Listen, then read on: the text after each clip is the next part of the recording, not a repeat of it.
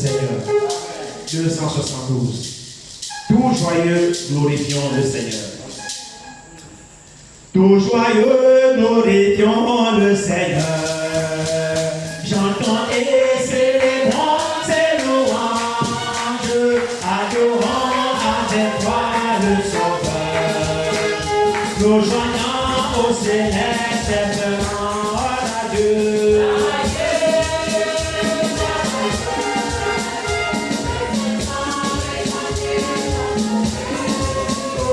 Thank you.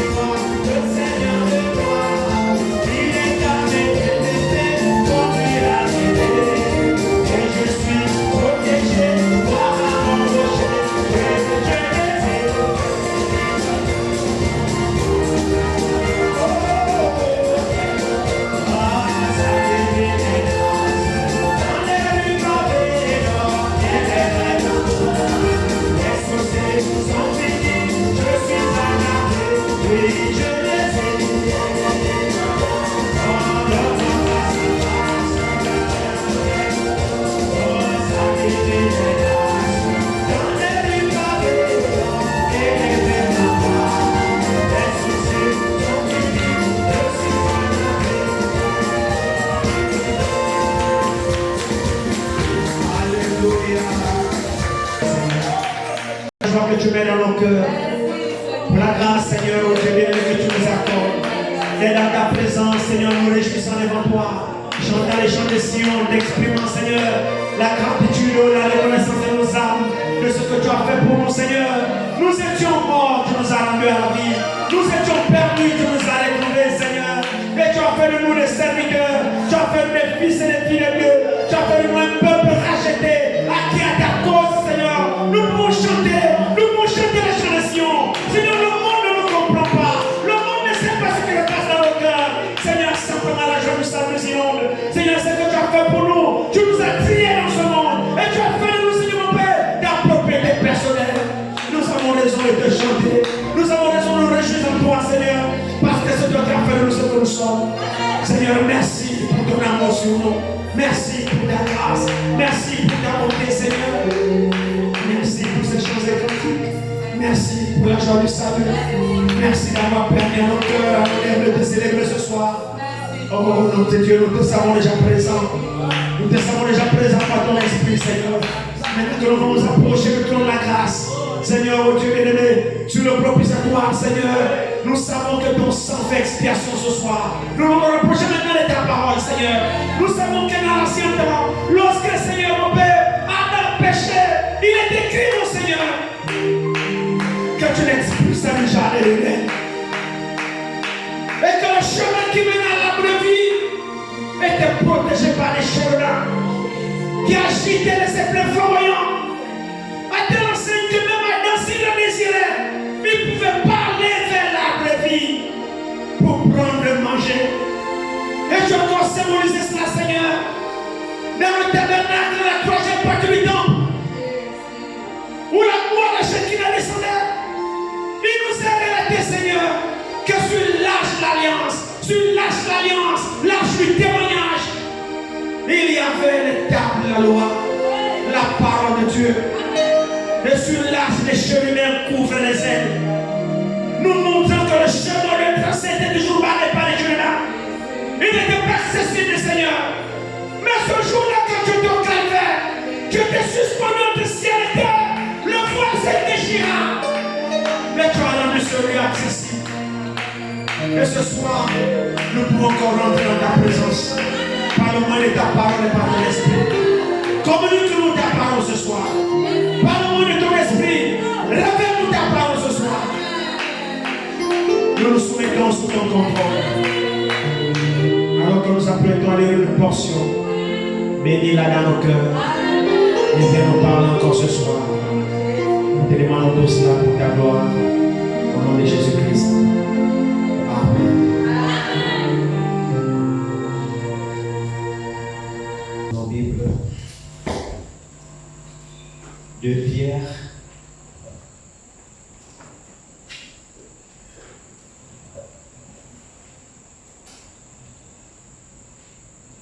Pierre, chapitre 2, verset 15 à 16, je pense.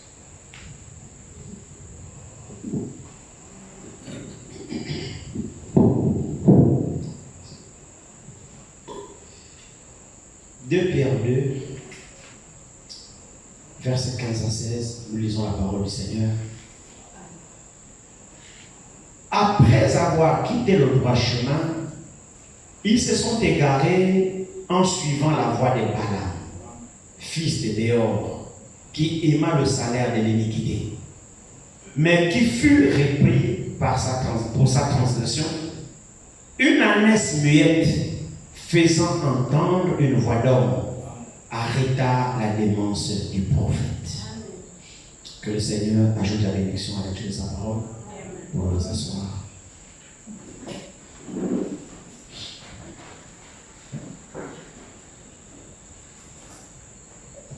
Que le Seigneur vous bénisse tous. Amen.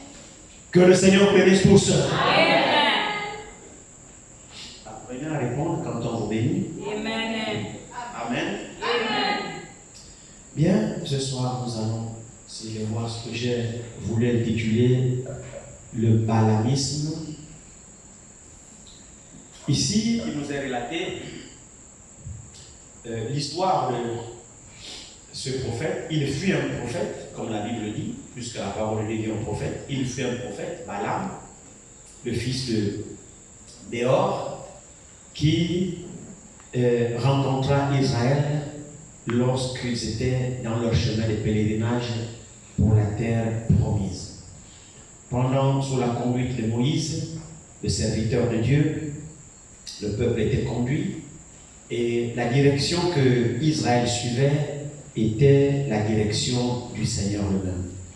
Le chemin que Israël empruntait était le chemin de Dieu lui-même.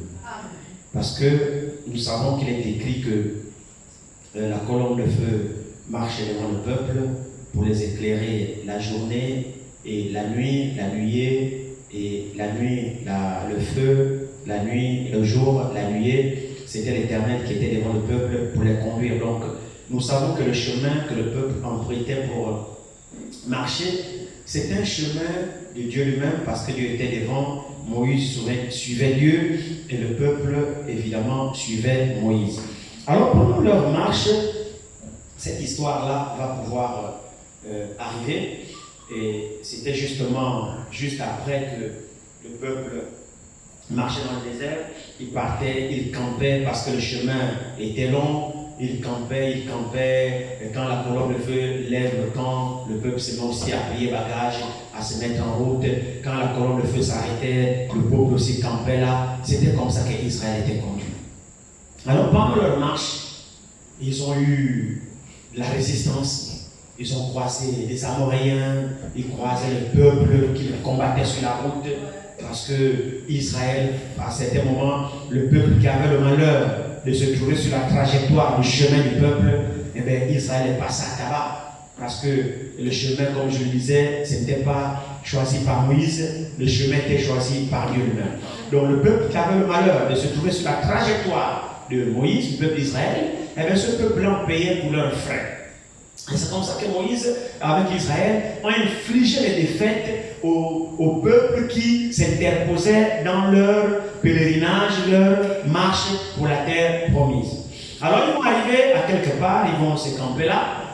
Même ce que nous avons, je me suis inspiré de ça, le texte d'introduction que nous avons lu dans Jean chapitre 3, au verset 14, que la Bible nous parle de quand Moïse éleva le serpent dans le désert, il faut même que le Fils de l'homme soit élevé. L'histoire se trouve dans Nombre chapitre 21. J'ai toujours du mal à faire des annonces, je ne vais pas les faire ce soir. Alors, pendant qu'ils étaient là, ils ont murmuré, comme nous avons vu, ils ont murmuré, et quand ils ont murmuré, Dieu les a frappés. Et il y a eu des serpents, il a suscité les serpents, et les serpents se sont mis à les mordre. L'histoire se trouve dans Nombre au chapitre 21. Les serpents les ont mordus, et la morsure du serpent était mortelle, comme je l'ai dit au début de la réunion.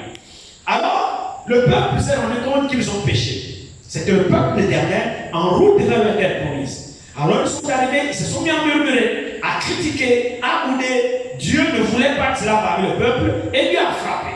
Et la frappe du Seigneur était mortelle. Le peuple a constaté que nous avons péché, et les serpents là, c'est sûr que c'est la punition de Dieu. Ils sont allés vers le serviteur de Dieu. Moïse, prie pour nous, nous avons péché.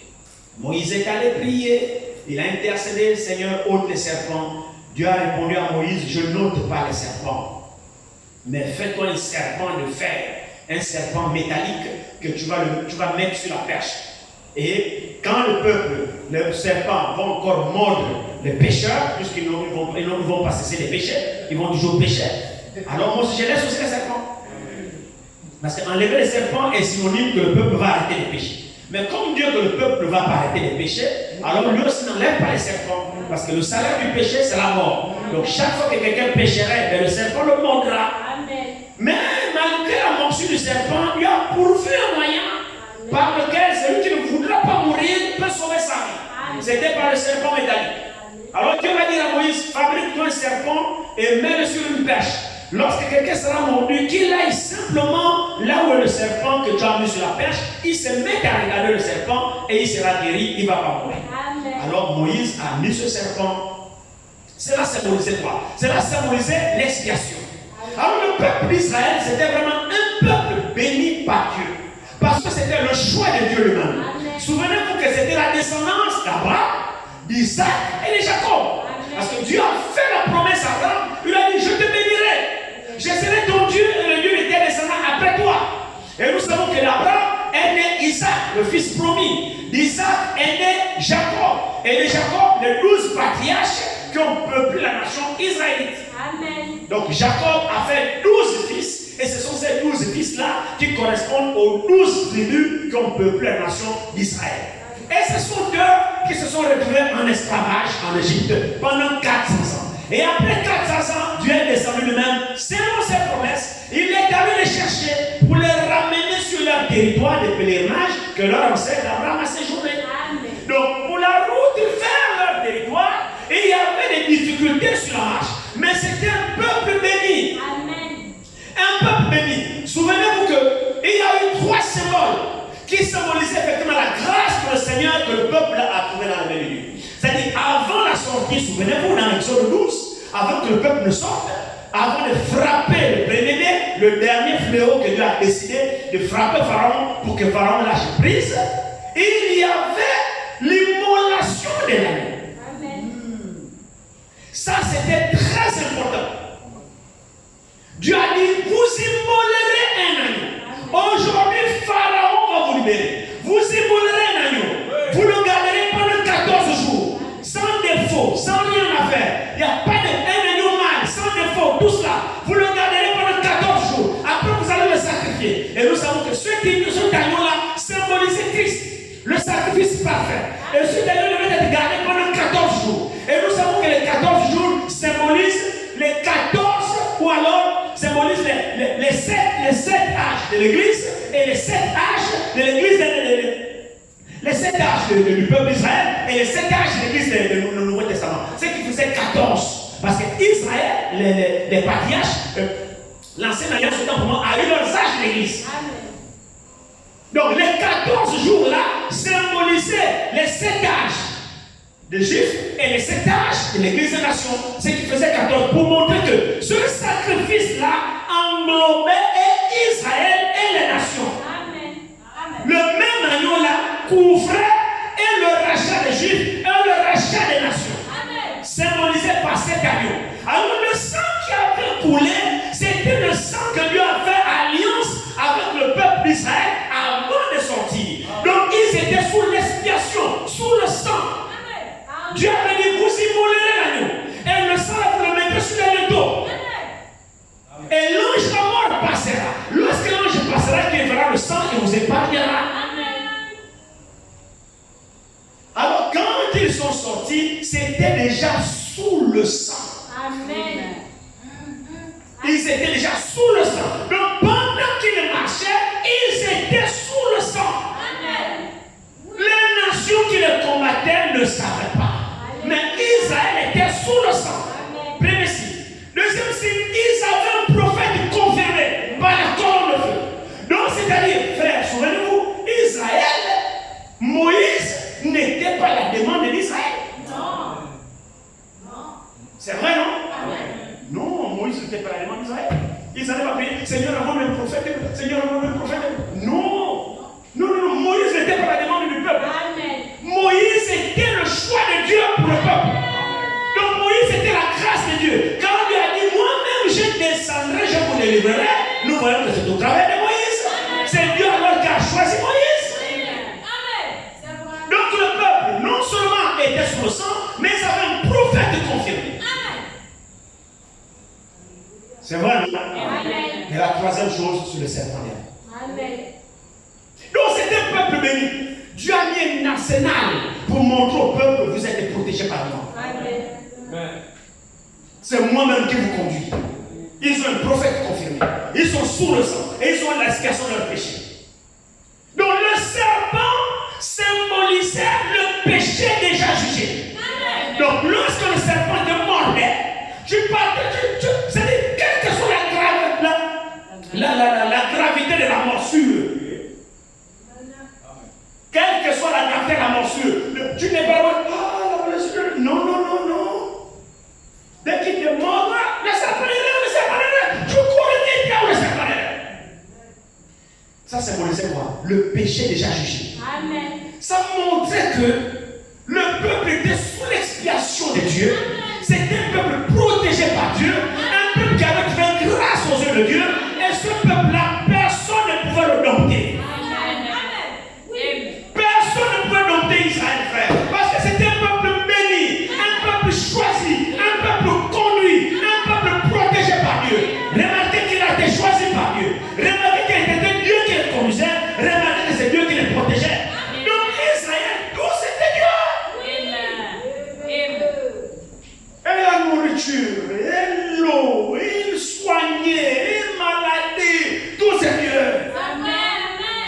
pharmacie dans le désert? Non. Il y avait un hôpital dans le désert? Non. Il y avait un magasin dans le désert pour acheter les livres? Non. Comment conduire 2 millions de personnes? C'était Dieu le même qui disait à Israël, ne craignez rien. Je suis votre Dieu.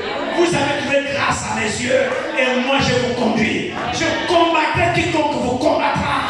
Je vous protégerai dans le chemin. N'ayez pas peur. Les nations qui se liguent devant vous, le combat ne vous appartient pas. Le combat m'appartient.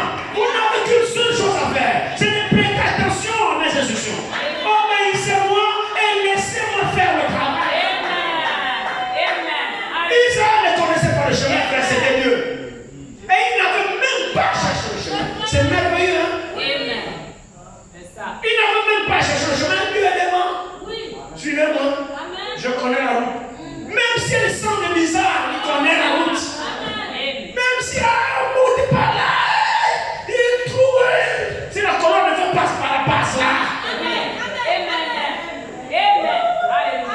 tu ne tomberas pas. Parce que c'est remarquez, voyez, tout ici. La route est la passe là.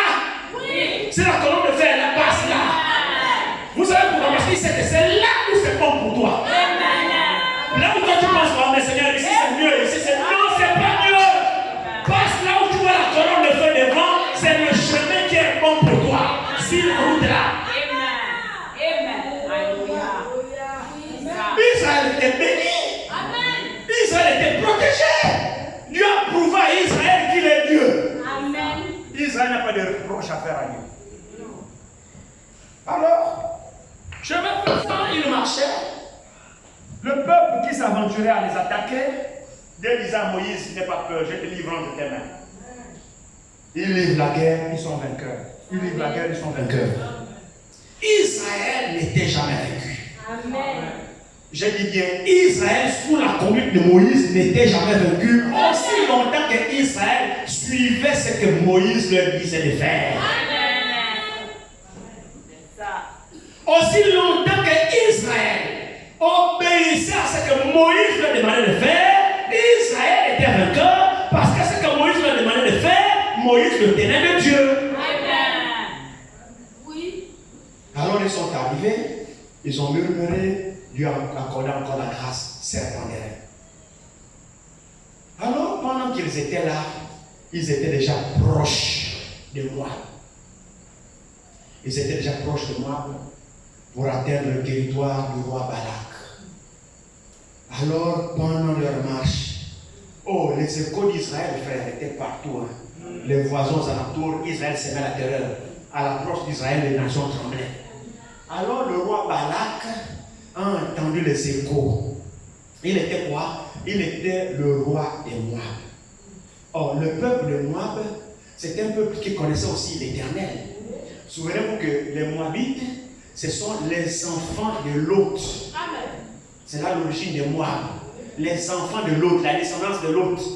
Lot, et ce sont des enfants qui ont été faits sur la base de l'inceste. Oui. Vous vous souvenez, non? Amen. Parce que quand Dieu a dit, les deux anges sont allés à Sodome et Gomorrhe, et ils ont donné le message à l'autre. Ils lui ont dit, sors, cours, ne regarde pas en arrière. Cours, jusqu'à ce que tu arrives loin, ne regarde pas derrière. L'autre a sensibilisé ses gendres, il a sensibilisé ses filles, il est sorti avec sa femme, tout ça, ils sont partis. Et l'ange lui a dit, ne regarde pas derrière. Cours, jusqu'à ce que tu sois à l'abri, je ne ferai rien. L'autre a couru avec sa femme. Et la femme en sortant, elle n'a pas obéi à l'ange. En Corée, pourtant elle était déjà sortie. Est-ce que c'est vrai? Madame Lot, la sœur Lot était déjà sortie. Elle n'était plus dans Sodome, ou du moins physiquement parlant. Mais arrivée à quelque part, elle a fait exactement ce que les anges lui ont dit de ne pas faire. Elle a regardé encore derrière. Quand elle a regardé derrière, elle est devenue statue de sel. Je suis fini pour elle, elle est morte, la statue de sel. Une mort bizarre. Dieu a une autre manière de finir. Statue de sel. Ce qui fait que l'autre s'est retrouvé dans la plaine, là-bas où il a fui, seul, sans femme, avec ses filles. L'autre s'est retrouvé sans femme. Alors, ces filles ont fait un plan. Ils lui ont donné le vin. Il est bourré, il est resté bourré dans le vin. Et ces filles ont couché avec lui. Et c'est là où ils ont fait l'enfant qu'on appelle Moab. C'est là l'origine des Moabites. Ce sont les descendants de Lot. Et vous savez que Lot était le neveu d'Abraham. Lot était sorti avec Abraham ensemble. Donc Lot connaissait le Dieu d'Abraham. Donc Lot, d'une certaine manière, connaissait l'Éternel, adorait aussi l'Éternel. Alors les Moabites, donc les enfants des descendants de Lot, avaient une idée de l'Éternel. Ils adoraient aussi l'Éternel d'une certaine manière. Mais sauf qu'ils n'étaient pas sous l'alliance. C'était un peuple maudit. Leur origine, c'est la malédiction parce que c'était les enfants incestes. Amen. Alors, Balak était le roi des Moabites alors. Maintenant, Israël vient. Le roi Balak voit qu'Israël s'approche. Il a des nouvelles de l'Éternel. Il a des nouvelles que personne ne résiste à Israël. Alors, comment il va faire? Il sait qu'en matière de force, il ne va pas tenir. Alors, il va prendre une stratégie. Il va appeler un prophète appelé Balaam. C'était un prophète à qui Dieu parlait. Il avait un don de prophète. C'était un prophète. Alors, il appelle Balaam, puisqu'il savait que Balaam était prophète. Il appelle Balaam. Balaam, viens me maudire Israël. Comme ça, quand je vais l'attaquer, ils seront déjà maudits.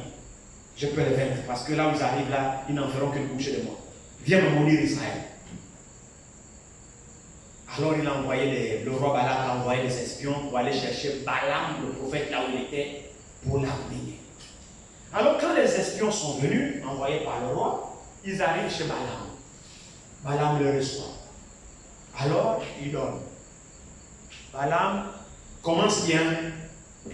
Il dit aux espions, aux messagers du roi, bon, attendez, oh, le roi Balak t'appelle. Bon, attendez, dormez, je vais d'abord attendre ce que l'Éternel va me dire. Ce qu'il me dira, je vous dirai. C'est une bonne position. Amen. Balaam recherchait quoi? La volonté parfaite de Dieu. Amen. Ça, jusque-là, c'est bon. Jusque-là, il utilise bien son ministère. Jusque-là, le ministère sert à la gloire de Dieu. Jusque-là, il est en ordre avec Dieu. Parce qu'il ne peut rien faire sans demander la volonté de Dieu. Jusque-là, le prophète Balaam est en règle. Et c'est ce que chaque serviteur de Dieu devra faire avant de prendre une décision. C'est ce que chaque homme de Dieu, chaque fille de Dieu, chaque fils de Dieu devra faire avant de prendre une décision. Avant de faire quoi que ce soit, demande toujours la parfaite volonté de Dieu sur ce que toi tu as envie de faire. Il n'y a pas que sur Balaam. Ceci est valable sur chaque croyant. Alors Balaam a bien commencé. Il a dit aux gens, attendez, je vais d'abord demander à Dieu qu'est-ce qu'il va me dire. Alors, pendant qu'il dormait, Dieu vient. Oh Balaam, oui Dieu. Il m'a dit, quels sont ces gens-là? Il m'a dit, ce sont les messagers que le roi a envoyés. Il m'a dit, viens me maudire Israël. Alors Dieu, puisque Balaam a demandé à ses hôtes qu'il doit attendre la réponse de Dieu. Si Dieu que je vienne avec vous, je viendrai. Sinon, je ferai ce que Dieu me dira. Alors il se réveille, il dit à ses hôtes, il dit bon, allez-y, je ne pars pas. Parce que l'Éternel m'a dit, n'y va pas. Balaam a exécuté.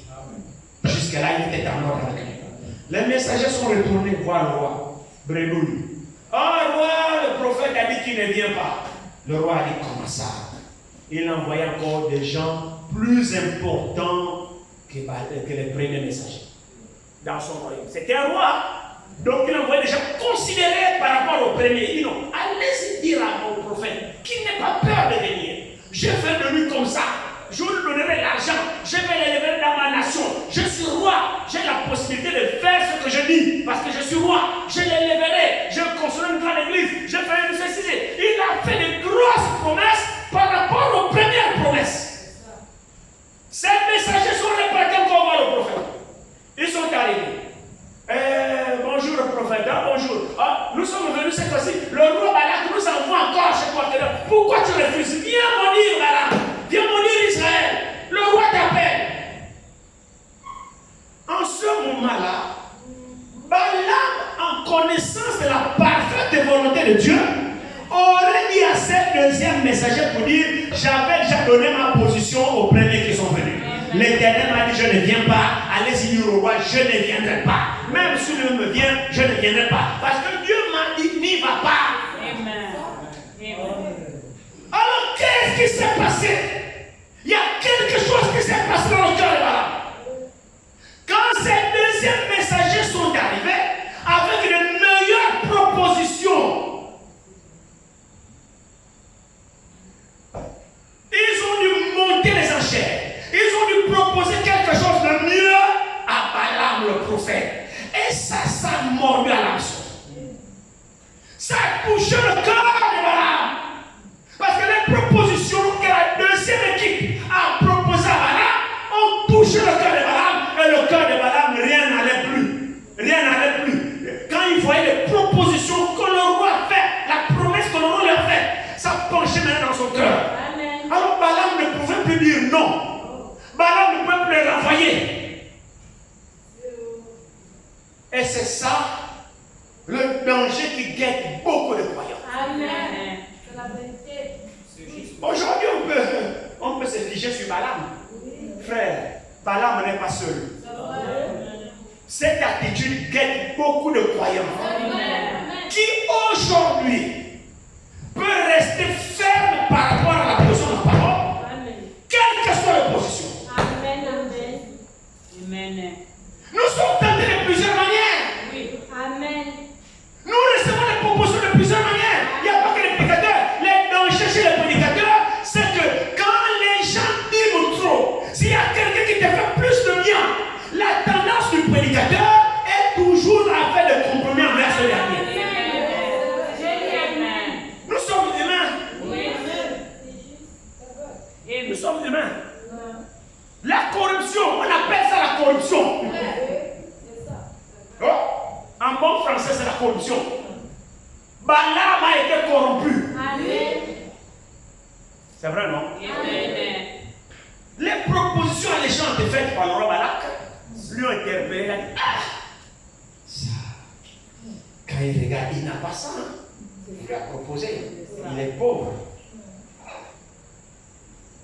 Donc si je viens, non, le roi me donne ça. Oui, le roi. Hein? Donc, si je viens maintenant que vous, le roi dit que si tu viens seulement, voilà la banque. Ça, c'est bon. Oui, c'est tout le prophète. Ah bon? Dieu lui-même connaît. C'est comme ça. Vous savez ce que Balaam a dit? Balaam a dit, bon, ok, d'accord, j'ai compris, dormez. Je vais encore demander à Dieu. Je vais voir cette fois-ci ce que je vais encore lui dire. Dieu n'est pas un homme changeant. Il t'a déjà dit. C'est pas un autre problème, c'est le même. C'est la même requête là que tu lui as demandé avant, il t'a déjà dit. Maintenant tu lui demandes pour la même requête. C'est pas une autre requête que non, Seigneur, c'est un autre problème. C'est le même là. C'est le même pour lequel tu as prié et tu as déjà répondu. J'espère que vous me suivez, hein? C'est le même problème, Balaam. Que Dieu t'a déjà dit, n'y va pas. Quand ce peuple est béni, ne parle pas. Tu es mon prophète. Le nom que tu as, c'est moi qui te l'ai donné. Le nom vient de Dieu. Tu es prophète, c'est moi qui te l'ai donné le nom. Alors, avec ce nom, ne le vends pas. Balaam a vendu le nom. Et c'est ce qu'on assiste partout aujourd'hui. Pour la prière dans le temps. Tu vois l'homme de Dieu dans le temps. Mais le nom que tu as, tu le vends. Tu vends quoi, Balaam? Ce sont des Balaam. Amen. Ce sont des Balaam. Dieu a dit, vous avez reçu gratuitement. Le aussi gratuitement. Balaam, à cause de l'argent, a vendu le don. Dieu lui a dit, n'y va pas. Mais à cause des propositions faites par le roi, Balaam a dilué sa position. Je vais encore demander à Dieu, on ne sait jamais. Dieu a dit prier sans cesse, insister. Vous voyez là, il y a le verset qui dit, mais Dieu t'a déjà donné sa parfaite volonté au sujet de quoi tu en fais. Tu connais la vie. Alors, vous savez, cette chose-là, c'est vraiment quelque chose de fort, frère. Le messager dit, Le messager dit, comme la Bible dit que toutes choses sont possibles à Dieu, non? Est-ce que l'église est là? Toutes choses sont possibles à Dieu, non? Le messager dit, il y a deux choses qui sont impossibles à Dieu. Bon, la Bible en parle d'une. Il est impossible à Dieu de mentir. Hein? Il est impossible à Dieu de mentir. Ça, c'est la Bible qui dit. Ça, c'est pas le messager qui dit. Maintenant, le messager ajoute qu'il y a aussi une deuxième chose que Dieu ne peut pas faire. C'est quoi? C'est d'agir contre votre propre volonté. Dieu ne fait pas ça. Sinon, comment il va juger? Dieu te parle, il te révèle sa volonté et il te laisse le choix de décider. Dieu te dit, voilà ma volonté, voilà ce que je veux. Et il te laisse le choix. Le choix de la décision que tu prends là, c'est toi-même. Dieu n'est pas là. Et Dieu n'intervient pas dans le choix. Dieu n'intervient pas. Le choix appartient à l'homme. C'est pourquoi l'homme doit répondre du choix qu'il fait. Dieu a dit à Balaam, n'y va pas, n'y va pas. À cause des propositions, Balaam a dit, je vais encore demander à Dieu, je vais voir s'il a changé d'avis. Si peut-être cette fois-ci, il va encore me permettre de venir. Alors quand Balaam va demander à Dieu, Dieu lui dit, Balaam, vas-y avec eux. Vas-y. C'est bizarre, hein? Balaam, vas-y. Et je peux voir combien de fois Balaam était content. Et il pouvait dire que c'est Dieu qui m'a dit d'y aller. Non, le messager dit, quand Dieu a dit à Balaam pour la deuxième fois, vas-y, il dit c'était le désir du cœur de Balaam. Amen. Parce que Dieu lui avait déjà dit non. Devant l'insistance de Balaam, Dieu a laissé. Dieu devait voir que ça devait être un combat avec Balaam. Parce que Balaam devait toujours insister, mais s'il nous permet que je parte. Dieu a dit pas. Là, c'est la volonté permissive. Amen. C'est pas la volonté parfaite. C'est la volonté permissive. Quand nous avions déjà vu ça ici. Et pour le véritable croyant, il ne se satisfait pas de la volonté permissive. Il ne veut pas marcher dans la volonté permissive. La volonté permissive, c'est une permission. C'est une permission. C'est la permission. Ce n'est pas la volonté parfaite.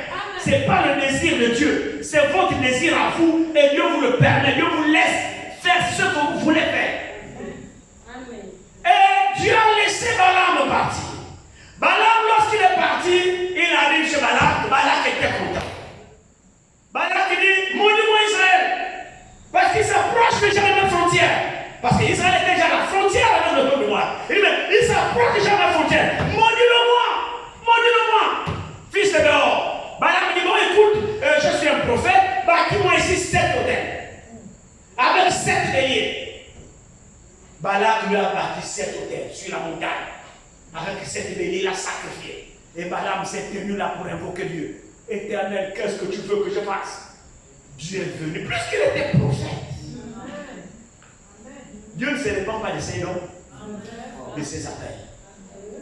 Le don que Balaam avait venait de Dieu. Mais sauf que l'utilisation de Balaam, de ce don, est mauvaise. Amen. Dieu vient à Balaam. Quand Balaam ouvre la bouche avec l'intention de maudire Israël, Balaam assiste à quelque chose d'extraordinaire.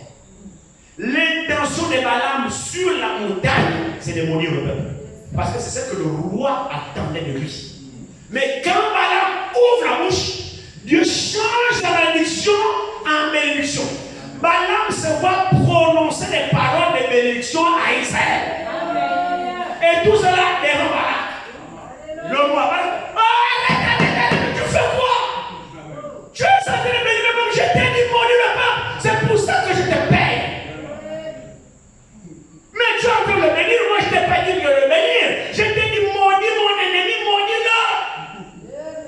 Oh, frères et sœurs, l'intention de Balaam, c'était de maudire le peuple. Parce que son gain était menacé. C'est pour ça qu'il est venu. Donc son intention, c'était de satisfaire le roi. Mais il s'est vu devant une contre-puissance. Que quand il va mourir, sa parole se change à bénédiction. Mon frère, ma soeur, on ne peut pas mourir devant Dieu. C'est faux. Ça, c'est un exemple. Vous ne pouvez pas maudire ce que Dieu a béni. Mais vous ne pouvez pas aussi bénir ce que Dieu a maudit. Quand on est béni, on est béni. Israël était béni. Le problème de Balaam, c'est qu'il était aveuglé et il n'avait pas la révélation. Malgré qu'il fut prophète, il fut prophète mercenaire, un prophète d'argent. C'est-à-dire le don de Balaam lui servait à devenir riche. Balaam prêchait l'évangile pour l'argent. L'objectif du don de Balaam, c'était de s'enrichir. Combien de Balamites on a dans la vie? L'objectif de se tenir derrière la chair, c'est d'être riche. Amen. Là, il y a des programmes. On vous vend les bidons d'huile. On vous vend les sels. On vous vend l'eau. Oui. Tout on vend. Oui. La prière, il vend. Oui. Il vous vend le mensonge. Oui. Son objectif, le don, le bonus, c'est l'argent. Il a des questions qui sont pauvres. Il sait qu'il a un don, donc il vend. Amen. Maintenant, je ne sais pas combien il a acheté le don là. Lui-même, il répondra avec celui qui lui a donné le don. Ne vous inquiétez pas pour ces gens-là. Leur compte est réglé. Ne faites pas de soucis avec eux. Alors, Balaam n'avait pas la révélation que ce peuple-là, c'est un peuple béni. Balaam n'a pas vu que ce peuple est sous l'expiation. Alors, Balaam a cherché, c'est pour gagner du temps, vous savez. C'est pourquoi lisez la Bible, s'il vous plaît. C'est pour gagner du temps. Allez-y dans nombre 22, nombre 23, nombre 24, jusqu'à nombre 25. Lisez tout ça là. Tout ce que je vous parle là, c'est là-dedans. Amen. C'est pour gagner du temps. Amen. Alors Balaam aurait pu comprendre que ce peuple-là, il est béni de Dieu. Alors Balaam avec Balak, lorsque Balaam a percé une faute dans le camp, Balaam dit à Balak, viens de ce côté, viens de ce côté. Quand Balak, le roi, voyait qu'Israël a péché, il était certainement informé que Dieu frappait Israël avec le péché des serpents, le mordait. Mais Balak, le roi, ne savait pas qu'il y avait une expiation à la mordue des serpents. Et le prophète Balaam ne savait pas ça non plus. Alors Balak dit, mais regarde, ils ont péché si viens. Peut-être de cet angle-là, là où Dieu les frappe des morsures de serpents, ils ont péché. Peut-être de ce côté-là, à cause de ça, tu peux les mourir.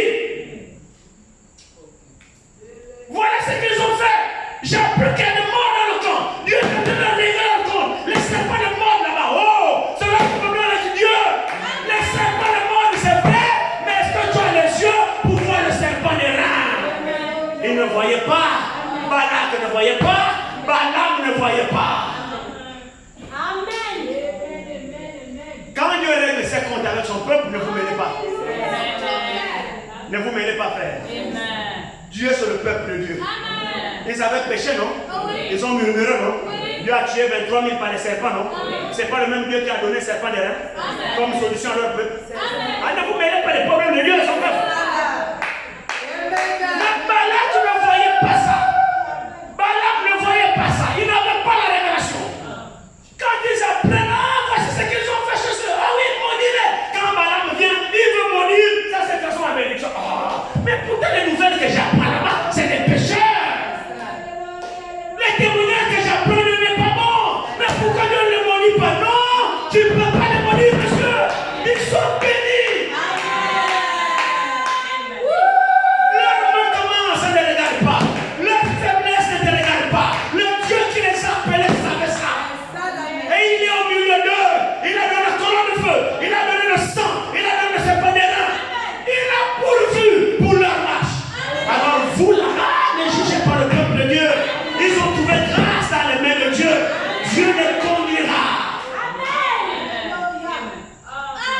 Ça, Balaam ne le savait pas. Balaam ne le savait pas. Balaam n'avait pas de révélation. Il avait le don, certes, mais il n'avait pas de révélation. Il y a beaucoup de gens qui sont comme ça. Ils ont des dons, mais ils n'ont pas de révélation. Mais nous, on va avoir tout. Amen. J'ai dit, hein, nous, on va avoir tout. Amen. Et on a tout. Amen. Vous le croyez?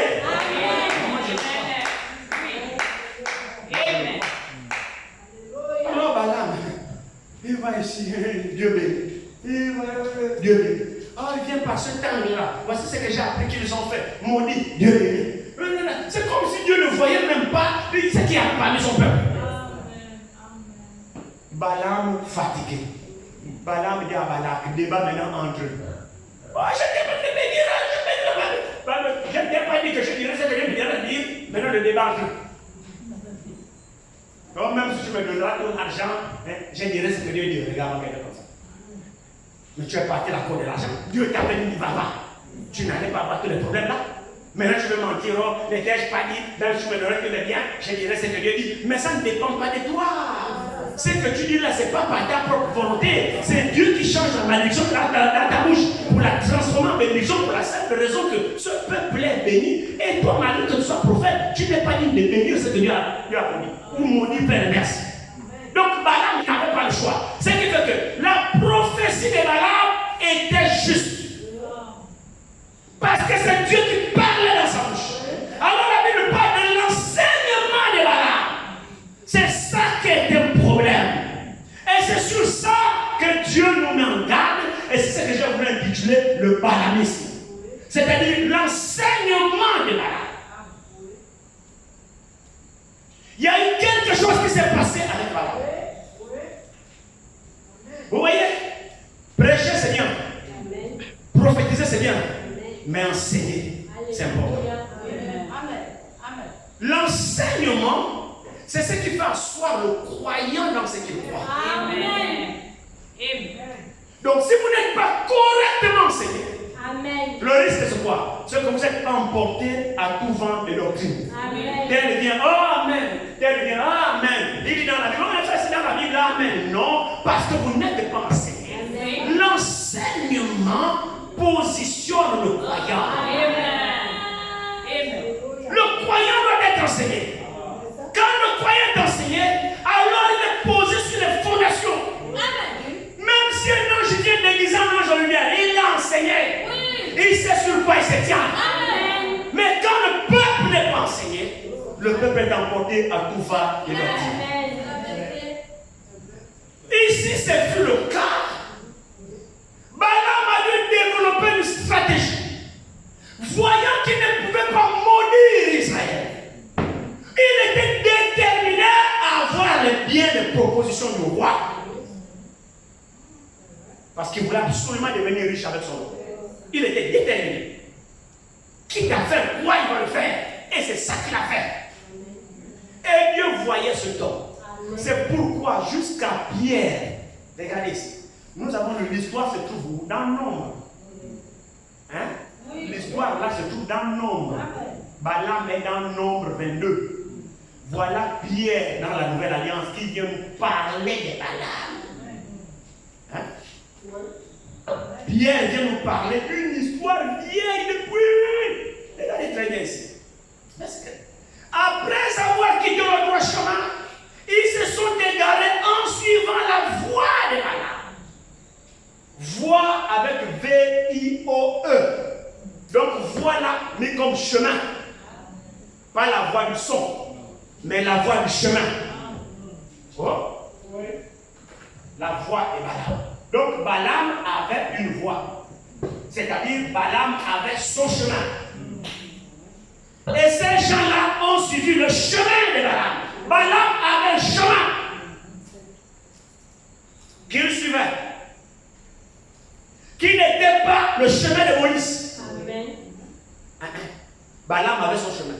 Alors l'Écriture nous dit ici, après avoir quitté le droit chemin.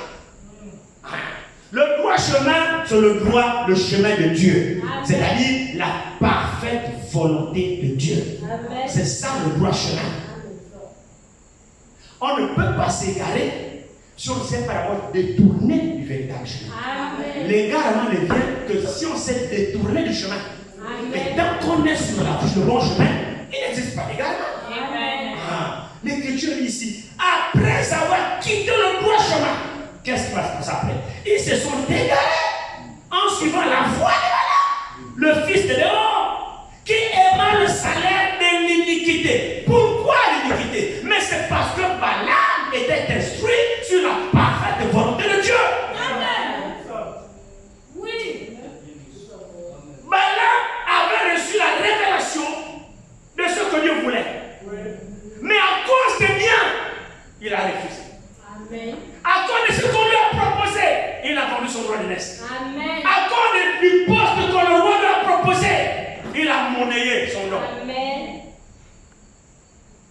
Combien parmi nous sommes comme ça?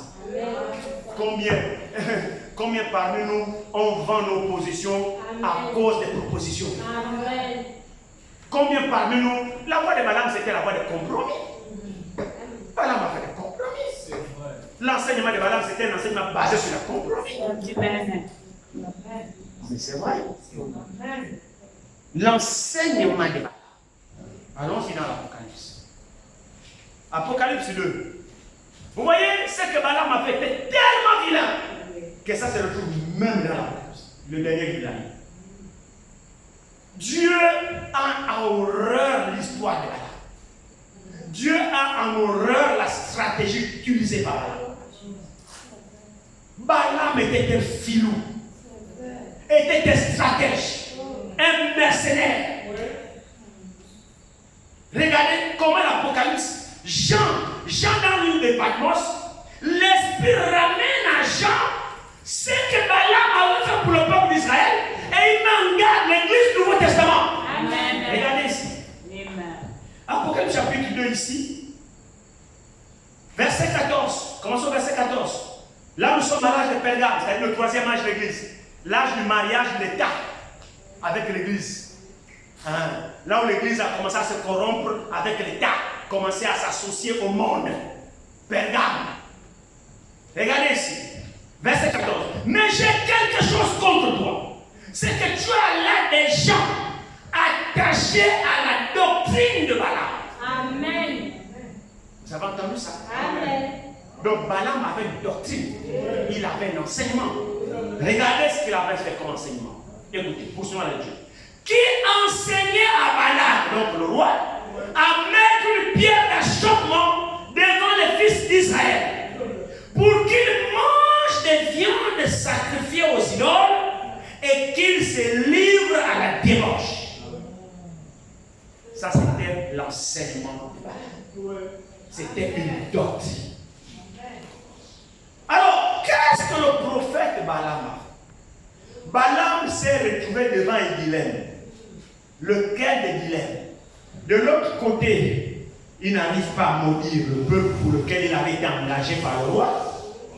De l'autre côté, il a la pression du roi parce qu'il faut absolument que le roi soit satisfait. L'objectif du roi, c'est qu'il faut que Israël soit maudit. Amen. Donc, Balaam a accepté de jouer ce rôle en tant que bosseur, en tant que travailleur. Avec le nom qu'il avait. Plus qu'il avait le nom de Dieu, Balaam a accepté de retourner le nom de Dieu contre Dieu lui-même. Amen. Parce que c'est Dieu qui lui a donné ce nom. Maintenant, Balaam, à cause de l'argent, accepte de retourner le nom que Dieu lui a donné contre Dieu lui-même. Parce que Balaam voulait l'argent. Balaam voulait se faire un nom. Balaam voulait de l'argent, voulait être quelqu'un. Alors qu'est-ce qu'il a dit? Voyant que Dieu ne peut pas mourir d'Israël, il a dit au roi, il dit laisse ça. Laisse. Je sais ce qu'on va faire. Il a reçu l'inspiration. Il dit le roi, viens, laisse ça. Je vais te dire ce qu'on peut faire. Si tu veux passer comme ça, tu ne mouriras pas. Le peuple est béni. Tu ne peux pas. Je sais comment on va faire. Je vais t'enseigner une stratégie. Bon, Israël, c'est les enfants d'Abraham, les descendants d'Abraham. N'est-ce pas? Oui. Toi, tu es le descendant de son neveu Lot. Donc vous êtes parentés. La Bible parle de la doctrine, donc de l'enseignement de Balaam. Il s'agit de l'enseignement. Comment Balaam a enseigné Balak pour renverser Israël? Ils sont passés par les compromis. Il est passé par les sentiments. Vous êtes tous frères. Passe par les sentiments. Si tu vas arriver par la force, tu n'y arriveras pas. Dis-lui, évoque les liens de parenté qu'Abraham a avec l'autre. Et nous sommes tous les mêmes. De toutes les façons, vous adorez l'Éternel. Nous, on adore l'Éternel. Nous sommes tous frères. On adore le même Dieu. Alors, organise une fête et appelle-les. Sur la base que non, on a le même Dieu, on adore le même Dieu, on croit tous le même message, on a tous le même prophète, on a la même parole, on adore tous la même chose. J'espère que vous suivez. Hein? Il s'agit de l'enseignement de Balaam. Donc la technique utilisée par Balaam pour sortir Israël de sa position. Amen. C'est une stratégie.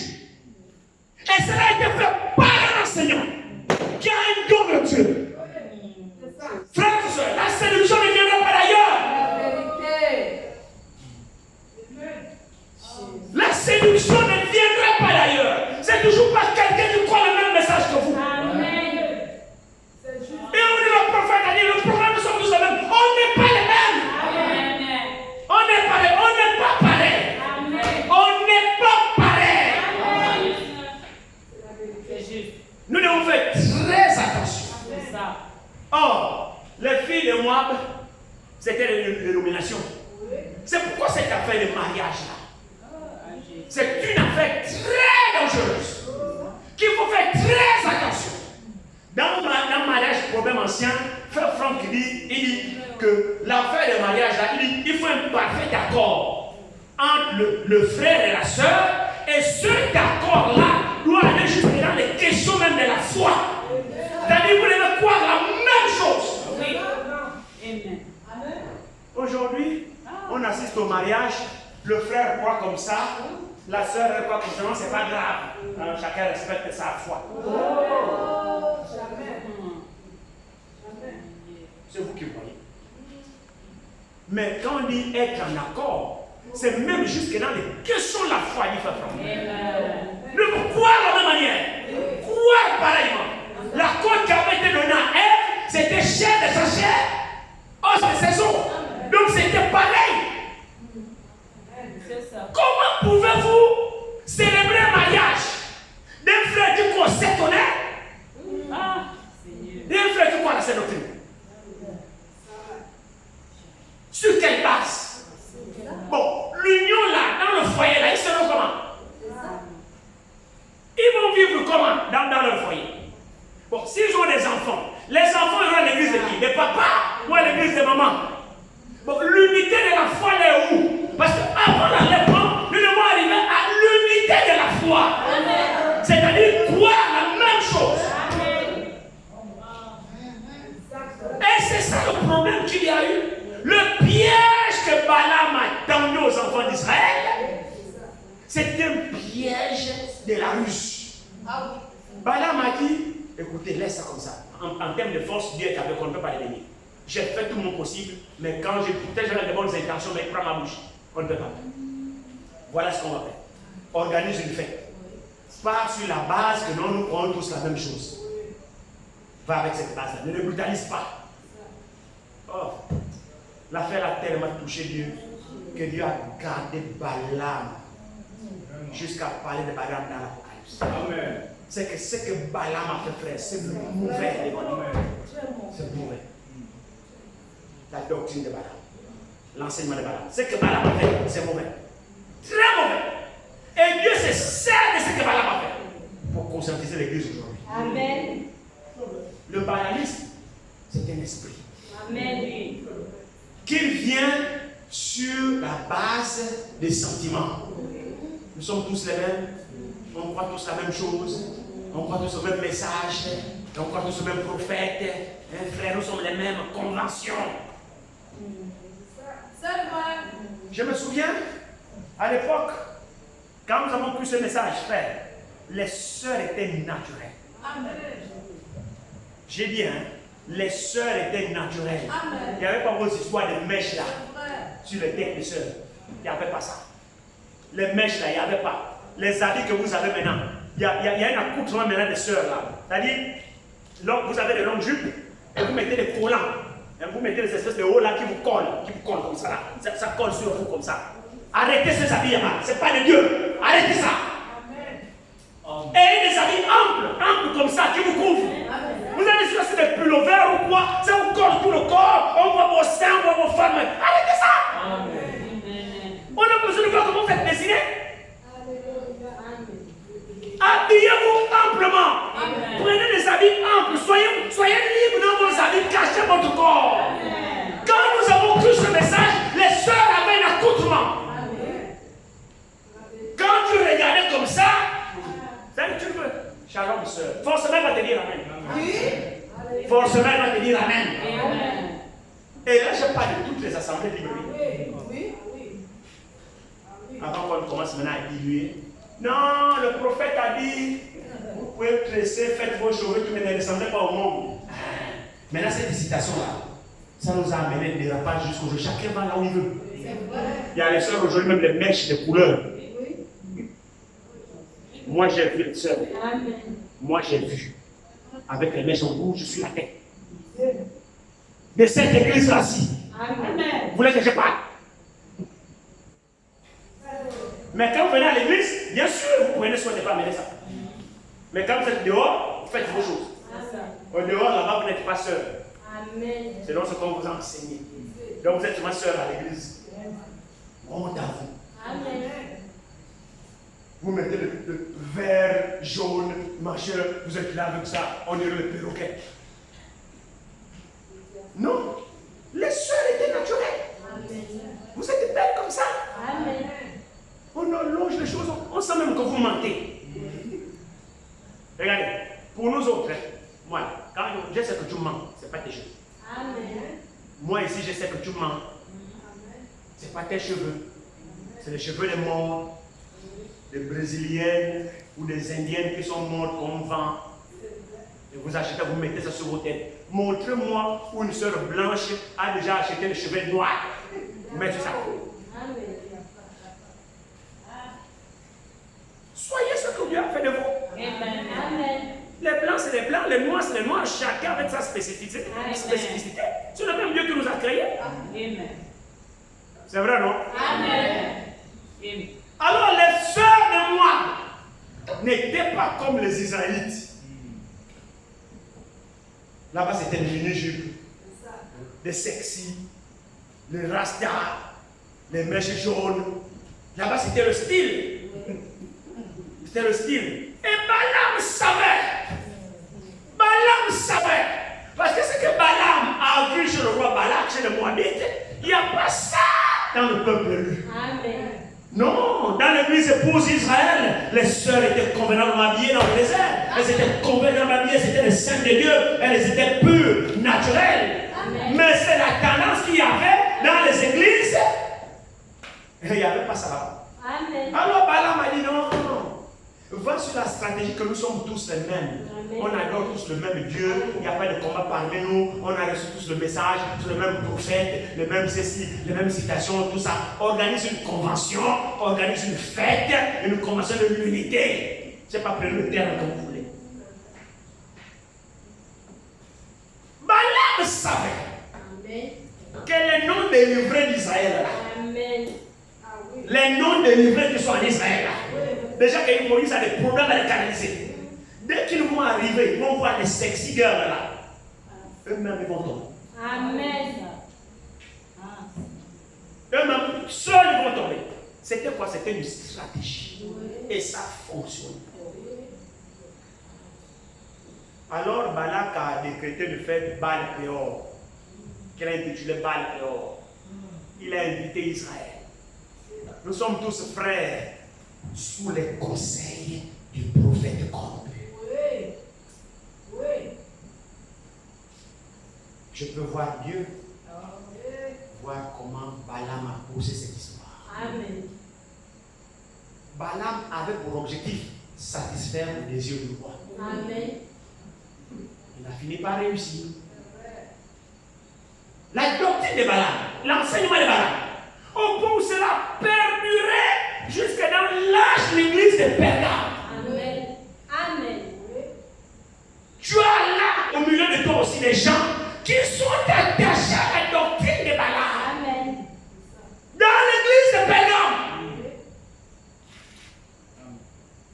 qui enseignait aux enfants d'Israël de mettre une pierre d'achoppement.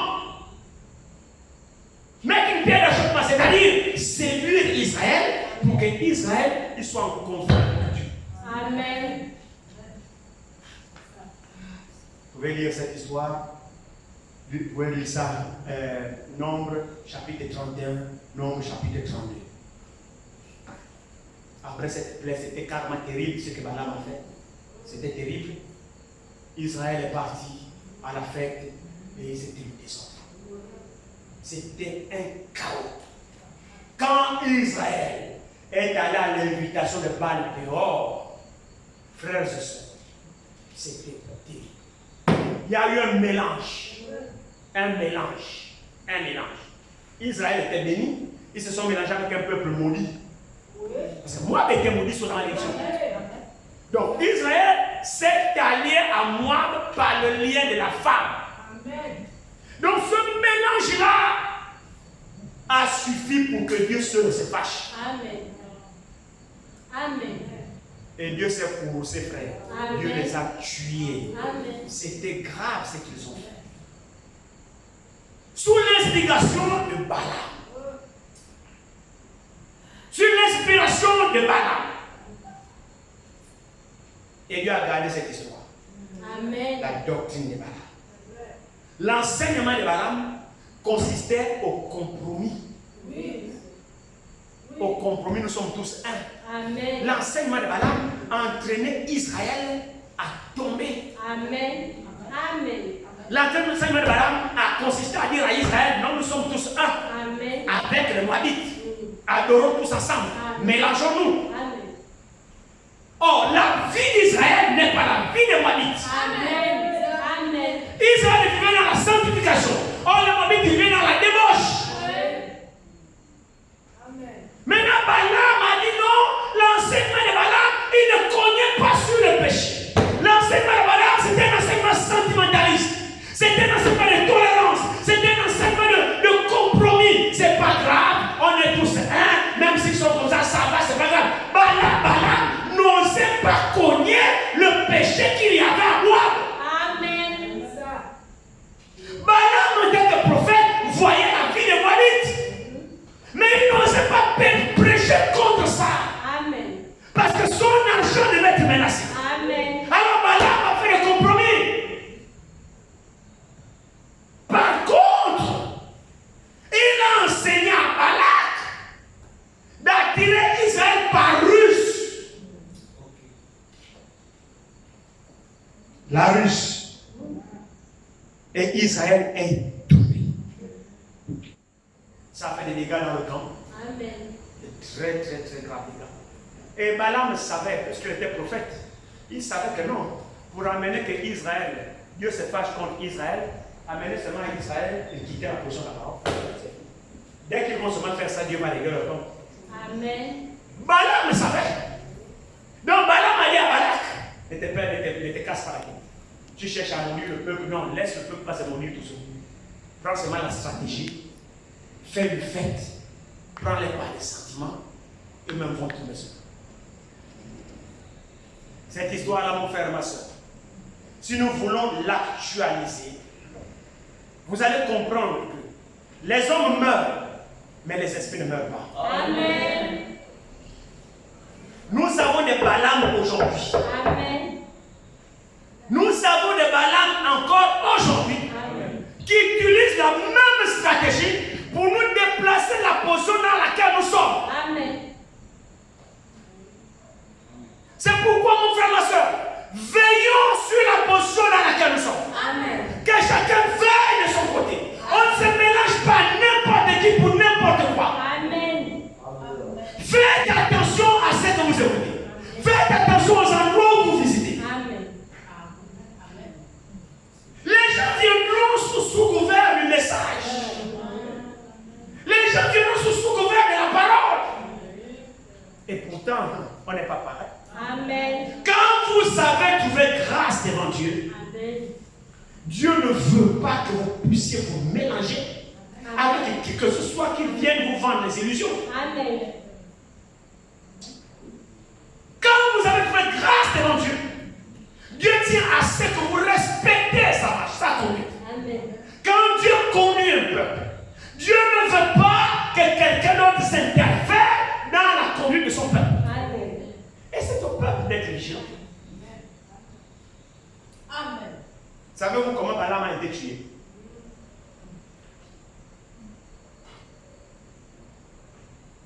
Après cette plaie, Moïse était furieux. Je pensais toujours à cela, je m'aime. La Bible ne donne pas certains détails. Ne donne pas certains détails. Qu'est-ce qui a dû se passer? Je ne sais pas. Je ne sais pas où Moïse était pour que cette histoire se passe. Je ne sais pas. Quand ils ont fait le Rodor, Moïse n'était pas là. Il était sur la montagne. Mais ce qu'ils ont fait, comment Balaam a réussi à séduire Israël, Moïse était où? Je ne sais pas.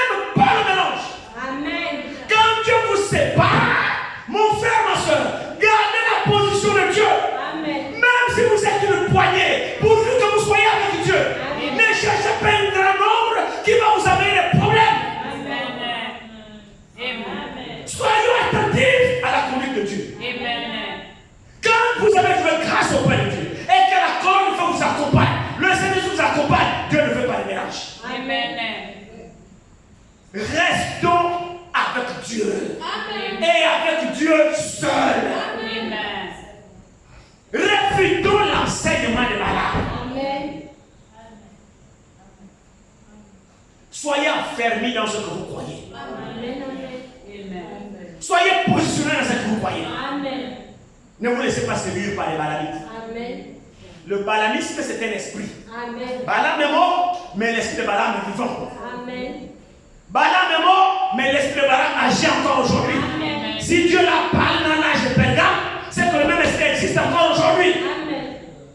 Vous savez toujours ces gens-là raffinés. Raffinés avec le verbe. Vous citez les Écritures. Vous citez les citations. Oh, le prophète a dit, ils sont tellement raffinés.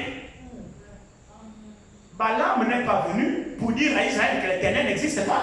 Il n'aurait pas pu avoir Israël. Il fallait que Balaam rassure Israël que nous allons tous le même Dieu. Oui. Il fallait qu'il aborde la stratégie la plus convaincante possible pour convaincre Israël. Oui. Je ne sais pas si vous suivez quelque chose. Amen. Qu'est-ce qu'il a utilisé? Israël avait la colonne de feu. Israël était sous le sang. Israël avait le serpent des reins. Mais comment ils ont pu se faire rouler dans la farine par les Balaam? Qu'est-ce que Balaam a dû leur présenter de convaincant? Parce que Balaam a dû leur faire avaler que nous aussi, ici à moi, on adore le même Éternel. Amen. Pour que Israël dise oui, amen, nous sommes tous un. Allons-y ensemble. Participons à la convention. Ils ont avalé les fausses doctrines. Amen. Ne recevez pas n'importe qui, frère. Amen. Nettoyez vos oreilles Amen. et soyez attentifs. Amen. L'enseignement de Balaam existe encore aujourd'hui. Amen. Si le Seigneur le permet, nous allons approfondir encore ça dimanche, s'il le permet. À moins que ça soit pas ça avant. Mais sinon, je voulais encore enfoncer le coup dimanche sur le balamisme. C'est un esprit dangereux. Un esprit de ruse qui vient au nom de Dieu, avec la parole de Dieu, mais bourré de compromis. Amen. Mais Balaam a été tué après. Amen. Dieu le voudra, on va encore approfondir ça. On lira là où Balaam a été tué par les enfants d'Israël. Mais c'était trop tard. Il avait déjà réussi à parvenir à ses fins. Il a réussi à dérouter Israël de Dieu. Il a réussi à pousser Dieu contre son propre peuple. Et c'est ça la stratégie de l'esprit de Balaam. C'est de vous sortir de la position de Dieu pour que vous vous retrouviez en conflit avec Dieu. Amen. Il vient avec le nom de Dieu, mais il n'a pas Dieu. Amen. Dans le but de vous détourner de Dieu pour vous mettre en problème avec Dieu. Amen. C'est un esprit raffiné. L'enseignement de Balaam. Que Dieu vous bénisse. Amen. Nous allons me lever dans le nom de Dieu. Allons encore pour tout temps.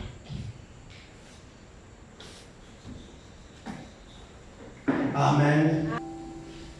Je vous remercie bientôt dans la douceur, dans un esprit d'adoration. Il y a un endroit plus haut qu'un jour,